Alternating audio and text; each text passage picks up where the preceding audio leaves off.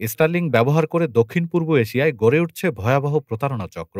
Elon মাস্কের satellite internet সেবা Starlink এখন মিয়ানমার, কম্বোডিয়া, লাওস, থাইল্যান্ড, পূর্ব তিমুর ও ফিলিপাইনের মতো দেশের রোমান্স স্ক্যাম, বিনিয়োগ প্রতারণা, অনলাইন জুয়া ও মানব পাচারের মতো অপরাধে ব্যবহৃত হচ্ছে।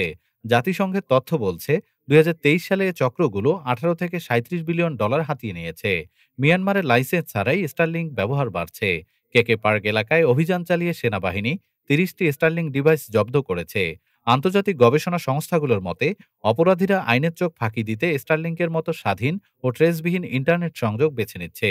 বাংলাদেশে এখনও স্টারলিংক ব্যবহার করে এ ধরনের অপরাধের প্রমাণ না মিললেও সাইবার বিশেষজ্ঞরা ভবিষ্যৎ ঝুঁকি নিয়ে উদ্বেগ প্রকাশ করেছেন। তারা বলছেন, স্থানীয়ভাবে গ্রাউন্ড স্টেশন স্থাপন, স্টারলিংকের সঙ্গে কোলাবোরেশন এবং প্রযুক্তি সক্ষমতা বাড়ালে এসব প্রতারণা শনাক্ত সহজ হবে। সিআইডি বলছে, অনলাইন প্রতারণা ঠেকাতে তারা সতর্ক আছে, তবে নাগরিকদের সচেতনতাও জরুরি। ডেস্ক রিপোর্ট, আজ বার্তা।